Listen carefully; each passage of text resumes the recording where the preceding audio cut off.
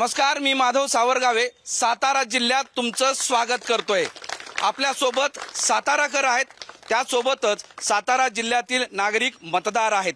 लोकसभा निवडणुकीच्या अनुषंगानं गेल्या 5 वर्षांमध्ये सातारा जिल्ह्यामध्ये सातारा लोकसभा मतदारसंघामध्ये काय कामं झालेली आहेत, खासदारानं काय केलेली आहेत आणि ती कामं करावीत यासाठी विरोधकांनी कसा त्यांच्यावर अंकुश ठेवलाय किंवा त्याला जाब विचारलाय, या सगळ्या प्रश्नांची उत्तरं आपण घेणार आहोत। आणि त्यासाठी ही सगळी सिनियर मंडळी पॉलिटिकल हॉट सीझनमध्ये हे सगळे आपल्या आपल्या पद्धतीनं प्रचारासाठी हॉट झालेले आहेत आणि त्यामुळे त्यांच्याबरोबर चर्चा करायची आहे।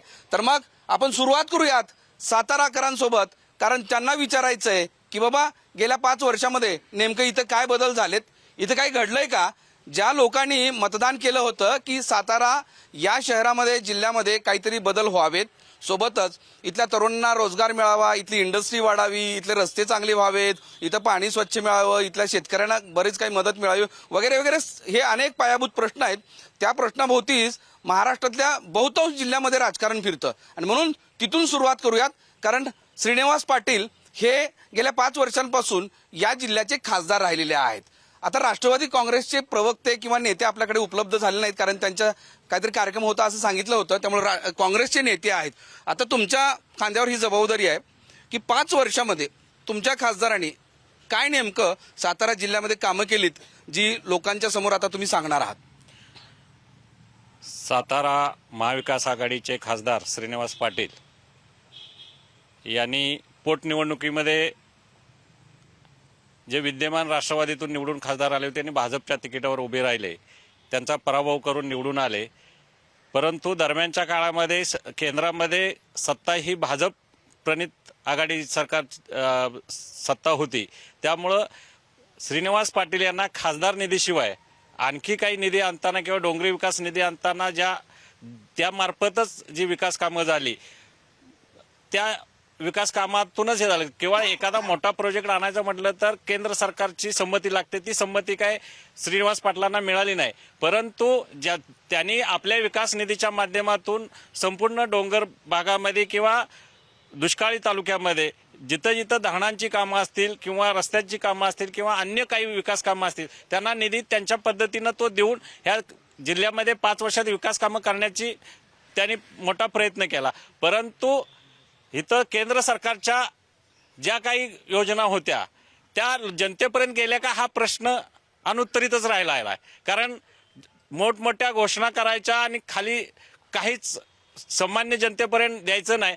कारण 2000 रुपये किसान सन्मान योजनेतनं घ्यायचे आणि 110 रुपये पेट्रोल ची किंमत वसूल करायची। 400 रुपयाचा सिलेंडर आज 1100 रुपयावर गेला। ह्या पद्धतीनं बरं, त्या मुद्द्यावर येऊयात। पण 5 वर्षामध्ये म्हणजे आता 4.5 वर्षाचा कालावधी धरूयात, 4.5 वर्षामध्ये असं काही सांगण्यासारखं आहे का की हे कामं केलेली आहे?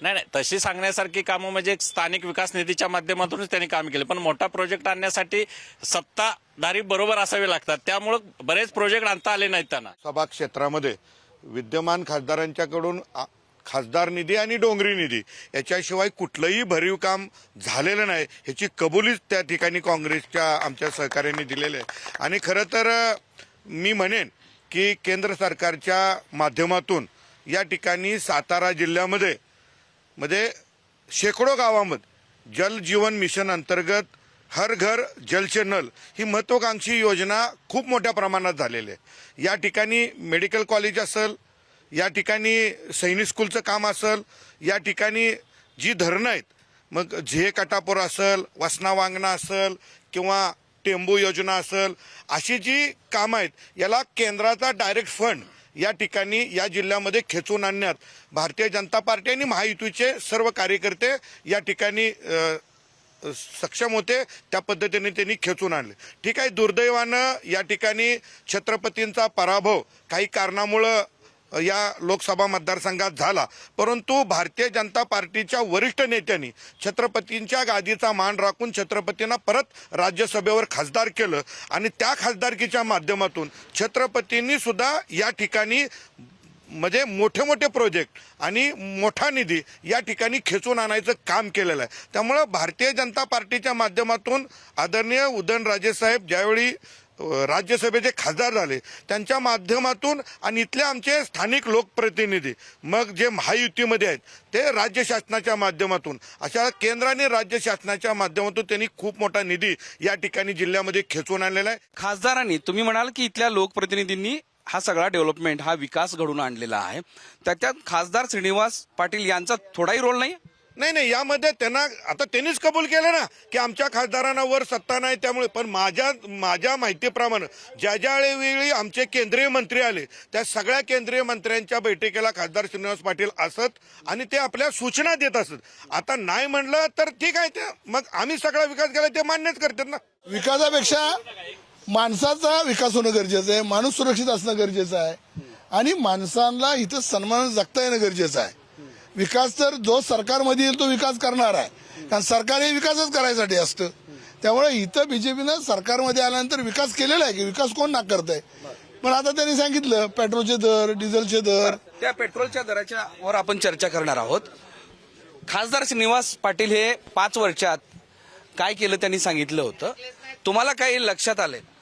नाही खासदार श्रीनिवास पाटील खरं तर 5 वर्ष नाही म्हणावं लागणार, पोटनिवडणुकीमध्ये ते खासदार झालेले आहेत आणि खासदार झाल्यावरती खरं आहे ते जास्त फिरकले जरी नसले तरी एक वैचारिक वारसा असलेला खासदार आहे आणि ते नाही फिरले तर आम्ही इथं राज्यसभेवर आमचे छत्रपती उदयनराजे आहेत ते तर फिरले ना, महाराज साहेब तर फिरले ना आमचे.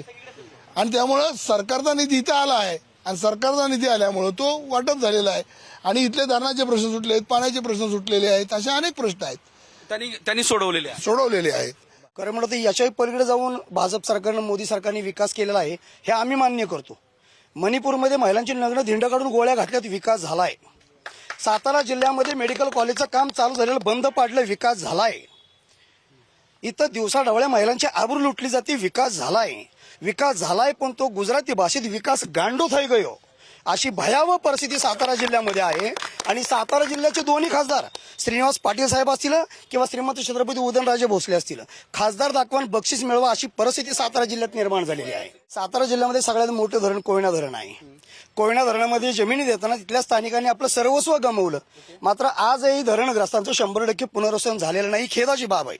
दुसरी बाब, ज्या राज्याला आणि शेजारच्या गुजरात राज्याला कोयना धरणाने वीज पुरवठा पुरवला गेला तो सातारा जिल्हा वीज मुक्त करण्यासाठी आजी माजी खासदारांनी किंवा दोन्ही खासदारांनी काय प्रयत्न केले तर याचं उत्तर 0 आहे. यांनी कधीही जिल्हा वीजमुक्त करण्यासाठी प्रयत्न केलेले नाहीत. बेरोजगारीचं प्रचंड प्रमाण वाढलेलं आहे, खाजगीकरणाचा घाट घातला जात आहे. खासदारांना त्यांच्या संसदमध्ये जाऊन, भवनामध्ये जाऊन त्यांचे मुद्दे मांडणं अपेक्षित असताना, तिथं उपस्थित करणं गरजेचं असताना कुठेही मुद्दे उपस्थित केले जात नाहीत. जिल्हा परिषदेच्या 65,000 शाळा बंद केल्या, याच्यावरती आजी माजी खासदार शब्द बोलायला तयार नाहीत. म्हणजे त्यांना विकास फक्त उच्चवर्णीयांचा करायचा, सर्वसामान्यांच्या विकासाची काडी मात्र घेणे देणं नाही, हे अधोरेखित झालेलं आहे. अत्यंत चुकीचा आणि खोटारडेपणानं भाजपनं आता तुमच्याकडे सगळ्या गोष्टी मांडलेल्या आहेत. जे काय 90 रुपये आजचा भाव आहे त्यांनी नेटला सर्च करावा पेट्रोलचा भाव काय आहे आजचा. पेट्रोलच्या भावावर येत आहे. मी जरा आधीच स्थानिक प्रश्नावर आलो होतो.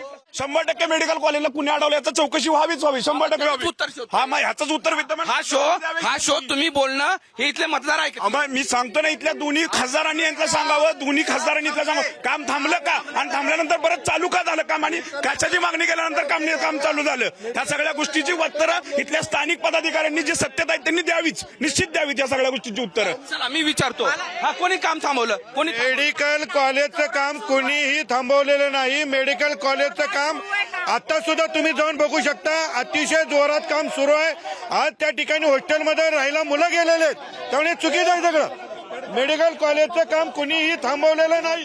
इथं काम काय झालंय, इथली स्थानिक पिढी, तरुण पिढी सगळी पुणे मुंबईला जॉब करते. शिक्षणाची अवस्था बेकार आहे. कुणी काम केलंय? स्थानिक श्रीनिवास पाटील खासदार ह्या 5 वर्षात फिरकलेला दाखवा आमच्या इकडे काय काम आहे. काम काय आम्हाला तरुण नेतृत्व आता आणि मनसेची मतही निर्णायक आहेत. ह्या इलेक्शनला तुम्हाला दाखवून देऊ आम्ही सत्ताधाऱ्यांना. शिक्षणाची अवस्था इथं बिकट आहे. नोकऱ्या कुठली कंपनी आली 20 वर्षात नवीन? एक कंपनी आलेली नाही. सगळ्या कंपन्या आजारी पडल्या. सगळीकडे दुरावस्था आहे सगळ्या गोष्टींची. आज तुम्ही इलेक्शनच्या ह्याच्यात मशगूल आहे. मानखटावमध्ये पाण्याची भयानक समस्या आहे. विहिरीचं पाणी आटलेलं, बोरवेलचं पाणी आटलंय. काय नियोजन आहे? कुठं आहेत ते खासदार? हा काय काम आहे तुम्ही सांगा. तुम्ही सत्ताधाऱ्यांचं ऐकून घेणार असेल तर सत्ताधाऱ्यांचं ऐका. विरोधकांचे मुद्दे आहेत. पाणी प्रश्नापासून लोक टाळू पडतात. जनावर आज आमच्या शिवसेनेच्या इथलं युवा सेनेचे जिल्हाध्यक्ष आहेत. पिण्याच्या पाण्यासाठी यांनी जिल्हाधिकाऱ्यांची गाडी फोडली होती चारा छावण्यासाठी. काय करतात हे सगळे. तुम्हाला इलेक्शन करायचं इलेक्शन करा. आम्ही दाखवू तुम्हाला इलेक्शनला काय असतं ते. पक्ष फडणवीस कुठे विचारा त्यांना. पक्ष फोडणारा फडणवीस कुठे त्यांना विचारा. आताच्या घडीला ज्यांनी पक्ष फडणवीस कुठे हा त्यांनाच विचारा म्हणजे त्यांच्या लक्षात येईल. दुसरी गोष्ट आता जी आहे असं त्यांनी बोललं की मान खटावलाकडे आता राज्याचा मुख्यमंत्री हा इथल्या सातारा जिल्ह्याचा सुपुत्र आहे परंतु तो मान खटावकडे बघायला नाही. जिल्ह्याचे पालकमंत्री आज फक्त पोहे नाका टू पाटण एवढंच वातावरण करतात. त्याच्या पुढे कुठेही जात नाहीत. म्हणजे फक्त पालकमंत्री फक्त त्यांच्या मतदारसंघापुरते आहेत का. राज्याचे मुख्यमंत्री आले तर महाबळेश्वरमध्येच थांबतात. बाकीच्या ठिकाणी काय साताऱ्यात नाहीत का. मग महाबळेश्वर म्हणजे फक्त जिल्हा आहे का त्यांच्या दृष्टीनं. अशा सगळ्या गोष्टीनं होणार असेल तर इथला विकास अजिबात झालेला नाही. दोन्ही खासदारांनी आज आम्हाला वंचित ठेवले का तर ठेवले. 100% विकासापासून वंचित आहे. आज आमचा तरुण सगळ्यात जास्त हा पुण्या मुंबईला बघायला मिळतो रोजगारासाठी. आज इथली रोजगाराची अवस्था बिकट आहे. इथल्या जिल्ह्याचं जे काही आरोग्याचं केंद्र आहे ज्याला आपण सिव्हिल हॉस्पिटल म्हणतो त्या हॉस्पिटलमध्ये अत्यंत बिकट अवस्था आहे. नुसते पालकमंत्री दौरे करतात इथले लोकप्रतिनिधी दौरे करतात परंतु त्याच्यात आउटपुट काही एक नाही. ती आरोग्य यंत्रणा अशी झुलवत ठेवल्याकडे टाकलेली आहे. इतकी बिकट अवस्था आहे या जिल्ह्याची. पण या जिल्ह्याच्या प्रश्नांना उत्तरं द्यायला कोणी पुढे येईना पण मतं मागायला सगळी समोर पुढे येतील. राज्याचे मुख्यमंत्री या सातारा जिल्ह्यातले आहेत. पण सातारा जिल्ह्यातल्या 1.5 वर्ष पावणे 2 वर्ष झाली मुख्यमंत्र्यांना पण अजून सातारा जिल्ह्याच्या कलेक्टर ऑफिसमध्ये येऊन एकही आढावा बैठक त्यांनी ह्या जिल्ह्याच्या कामाविषयी घेतले का विचारा कुणाला. हा नाही कक्ष हा वेगळा कक्ष वेगळा. मुख्यमंत्र्यांनी स्वतः येऊन इथं बैठक घेतली पाहिजे. मुख्यमंत्री कधीच आले नाहीत. शासकीय कामासाठी कधीच आले नाहीत. एक मेडिकल कॉलेजचं सांगतात. मेडिकल कॉलेज 8 दिवसाचे वृत्तपत्र काढून बघा. मेडिकल कॉलेजचं काम 8 दिवसापूर्वी बंद पाडलं होतं. का बंद पाडलं होतं त्या लोकांना विचारा. आम्हाला विचारू नका.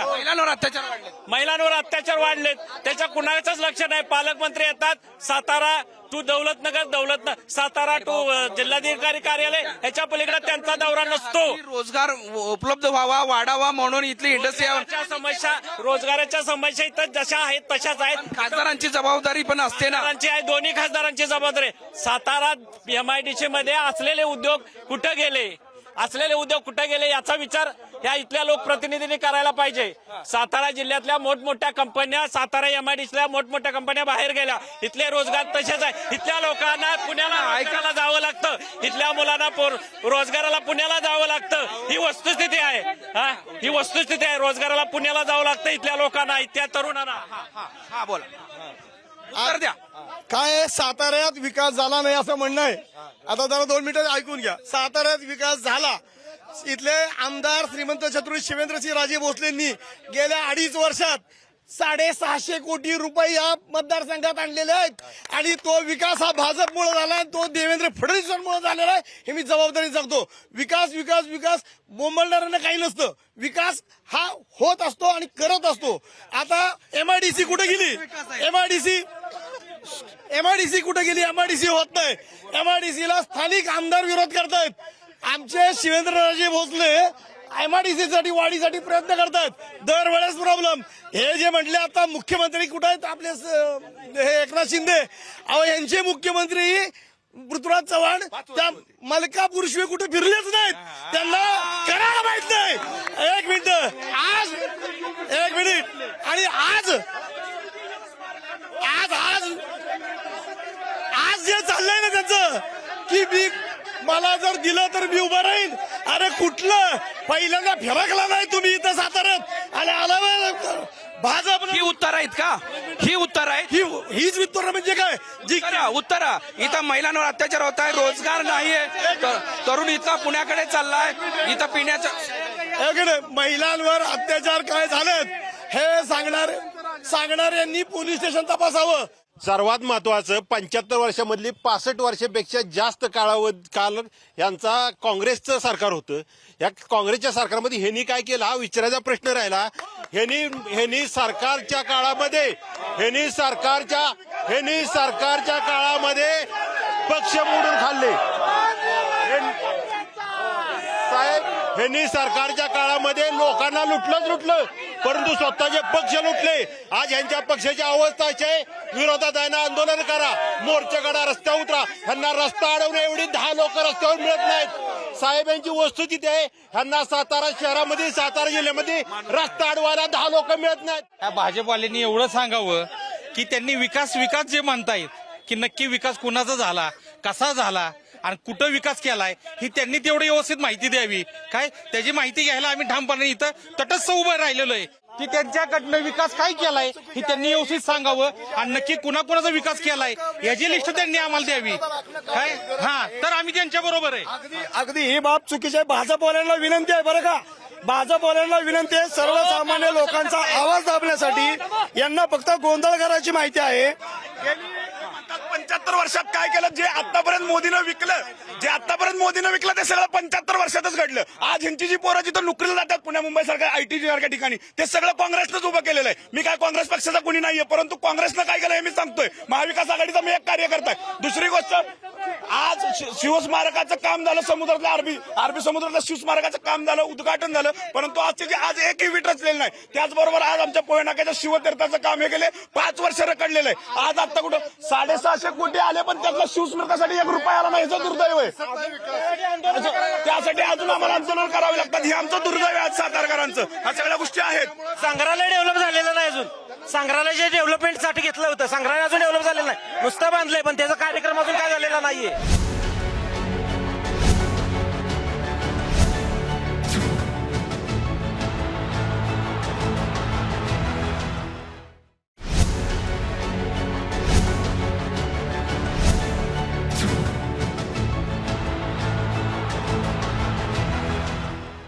आदरणीय एकनाथजी शिंदे साहेब मुख्यमंत्री झाले, आदरणीय देवेंद्रजी फडणवीस साहेब उपमुख्यमंत्री झाल्यानंतर सातारा जिल्ह्याचा पश्चिमेचा मुनावळ्यापासून तुम्ही सातारा जिल्ह्याचा पूर्वेचा कारखेल पहा. आज मुनावळ्याचं जसं जेव्हा डेव्हलपमेंट झालेलं आहे तसंच खळखळणारं पाणी तुम्हाला खटाव मानच्या दुष्काळ भागामध्ये दिसल. साताऱ्याच्या उत्तर भागातला तुम्ही सोळशीला जा, तितकाच विकास त्या युती शासनाच्या माध्यमातून झालेला आहे. तेवढंच तुम्ही रेठऱ्यापर्यंत जा. साताऱ्याचा चतुरस्र विकास महायुती सरकार सत्तेमध्ये आल्यापासून झालेला आहे. हजारो कोटी रुपयांचा फंड इथल्या महायुतीच्या आमदारांनी खासदारांनी इथपर्यंत पोहोचवण्याचा प्रामाणिकपणे प्रयत्न केलाय. आता सांगतो, साताऱ्याला गरज आहे ते तरुण खासदाराची. तारुण्य रसरस्त्या तारुण्यानं भारवलेल्या तरुणाची गरज आहे आणि ती महायुती देणार आहे. सातारा जिल्ह्यामध्ये भीमाई स्मारकाचा प्रश्न आजही धुळकात पडलेला आहे. याची जबाबदारी कोण स्वीकारणार आहे? ज्या शिवाजी महाराजांचा अरबी समुद्रामध्ये स्मारक उभं करण्याच्या वल्गना आणि घोषणा मोदी सरकारने केल्या, तिथं पूजनासाठी फक्त 12 कोटी रुपये खर्च केलेत, ते स्मारक उभं राहिलं नाही. याचं कारण काय? याचं उत्तर द्यावं लागेल. आता विषय छत्रपती शिवाजी महाराजांच्या सन्मानाचा गाडे साहेबांनी उपस्थित द्या. छत्रपती शिवाजी महाराजांच्या अरबी समुद्रातल्या स्मारका इतकंच छत्रपती शिवाजी महाराजांचा सन्मान मोदी शासनाच्या माध्यमातून फार मोठा झालेला आहे. छत्रपती शिवाजी महाराजांची जी प्रतिमा आहे ते भारतीय लष्कराच्या झेंड्यापर्यंत पोहोचवण्याचं काम जर कोणी केलं असेल तर भारतीय जनता पार्टीच्या मोदी साहेबांनी केलेलं आहे. साताऱ्यामध्ये असं काही नाहीये की महिलेवर अत्याचार होतात आणि तिथे कंप्लेंट लॉन्च केली जात नाही वगैरे, असं मुळीच नाहीये. इथे दोन्ही महाराजांचं राज्य आहे आणि अतिशय तत्परतेने इथे प्रचंड पोलीस स्टेशन नंतर राहिलं, एक फोन जरी महाराजांच्या वाड्यावर किंवा सुरुची बंगल्यावर गेला तर तत्परतेने आम्हाला मदत प्रत्येक महिलेला मिळते. ज्यावेळी छत्रपती खासदार उदयनराजे भोसले यांनी मेडिकल कॉलेजसाठी पाठपुरावा केला त्यावेळी पृथ्वीराज चव्हाण हे मुख्यमंत्री होते. साधं त्यांनी सातारा जिल्ह्याचा आपण एक वारस असून सुद्धा देखील त्यांनी सातारा जिल्ह्यासाठी एकही काम केलं नाही. स्वतः त्यांनी त्या मेडिकल कॉलेजसाठी एक सही केली नाही. त्यांच्या सहीवर आज कॉलेज झालं असतं. त्याच्यानंतर देवेंद्र फडणवीस असताना त्यांनी ह्याचा पाठपुरावा करून ते महाराजांच्या वाढदिवसा दिवशी डिक्लेअर केलं की आम्ही हे मेडिकल कॉलेज करतो आणि त्यांनी जो दिला शब्द पाळला. मला एक सांगा मुद्दा, भाजपने जर एवढी प्रगती केली तर यांना आयात उमेदवार का करावे लागतील? राजकीय असू द्या, मला एक सांगा, ऐका, प्रगती केली यांना का माणसं आयात करावं लागतील? दुसरा मुद्दा, यांच्याकडे अशी वॉशिंग मशीन आहे, ऐका, यांच्याकडे अशी वॉशिंग मशीन आहे, आजी दादानी 70,000 कोटीचा घोटाळा केला की लायबॉय साबण लावून ओके, इकडे का? हा मुद्दा आहे आमचा, तुम्ही घेताय काल प्रफुल्ल पटेल त्याला क्लीन चिट घाल. 780 कोटीचा घोटाळा केला की लायबॉय साबण. ओके, काय ही प्रगती आहे का? ही प्रगती आहे का? अहो देशात किती प्रश्न आहेत हे दाखवायला. देशात गंभीर प्रश्न आहेत, अनेक प्रश्न आहेत देशात, अनेक मुद्दे आहेत. कोण सुरक्षित आहे? राष्ट्रवादी काँग्रेस पक्षाची उमेदवारीच्या बाबतीत आपण गेल्या 2 दिवसात चर्चा ऐकत आहोत. सोशल मीडियावरती आपण बघत आहोत. ज्या मुख्यमंत्र्यांच्या हाताला लकवा भरला आहे अशी वच्चता करणारे देशातील एक महान नेते या ठिकाणी त्या मुख्यमंत्र्यांच्याकडे उमेदवारीचं साकडं घालत आहेत. ही खऱ्या अर्थानं ह्यांच्या असणाऱ्या पक्षीय आणि ह्यांचं पक्षाचं असणारं वैभव कुठल्या थराला गेलेलं आहे हे याच्यातून पहिला मुद्दा. दुसरा मुद्दा, ज्या वेळेला या जिल्ह्याचा सुपुत्र मुख्यमंत्री म्हणून आम्ही अभिमानानं सांगतो, खरोखर ज्याला जिल्ह्याचा अभिमान आहे त्यांनी आपल्याच मुख्यमंत्र्यावरती स्वतःच्या नेत्याला खुश करण्यासाठी जर टीका करीत असतील तर तुमचा स्वाभिमान तुम्ही घाण ठेवलात का? दुसरा मुद्दा असा आहे की मुख्यमंत्री इथं येतात, कोण म्हणतो हेलिकॉप्टरनं शेती करायला येतात, कोण म्हणतो काय म्हणतो, परंतु आम्हाला अभिमान आहे की आमच्या जिल्ह्याचा एक सुपुत्र मुख्यमंत्री आहे आणि मराठा आरक्षणासारख्या अनेक प्रश्नांना त्यांनी चौकटीच्या बाहेर जाऊन चौकटीत राहून सगळे मुद्दे घेऊन निर्णय घेण्याची धमक असणारा मुख्यमंत्री.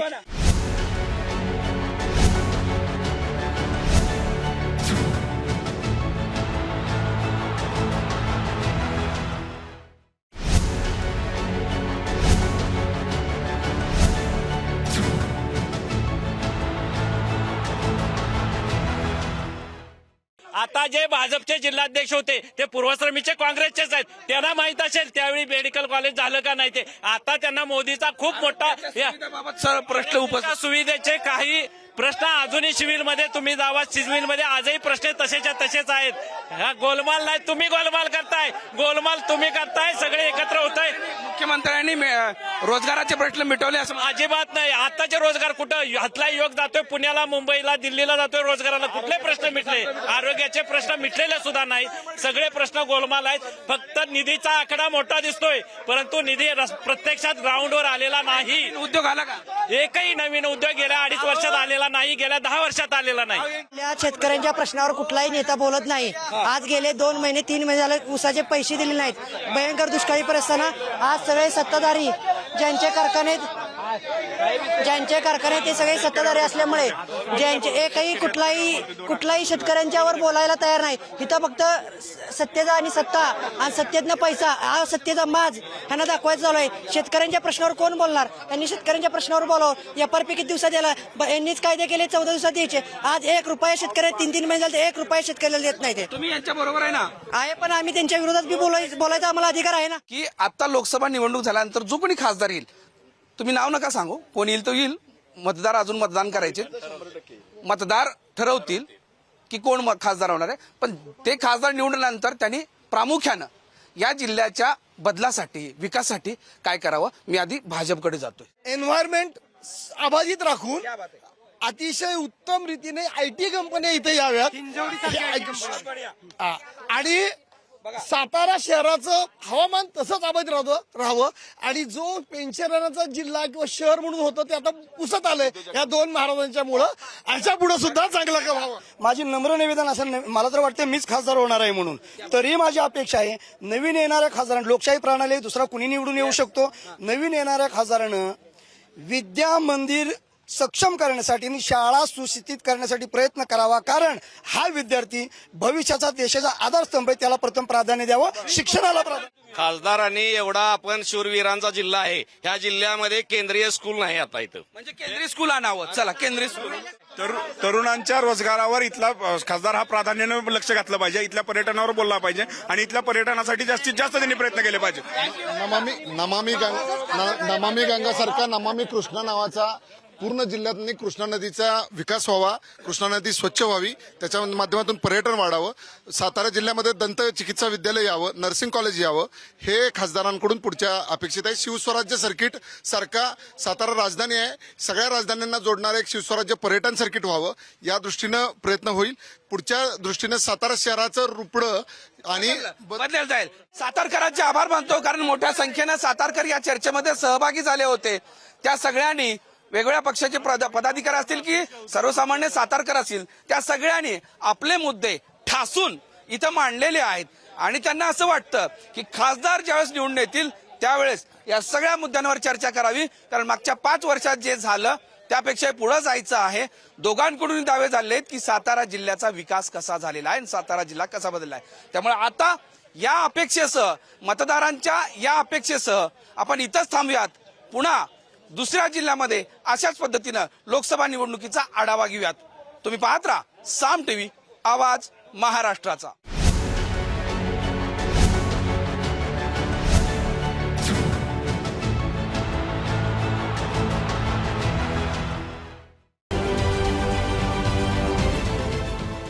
देश विदेशातील प्रत्येक घडामोडींचे लाईव्ह अपडेट मिळवण्यासाठी आता साम टीव्हीच्या सर्व सोशल मीडिया प्लॅटफॉर्मला लाईक, फॉलो आणि सबस्क्राईब करा. तसंच सर्व नोटिफिकेशनसाठी बेल आयकॉन प्रेस करायला विसरू नका.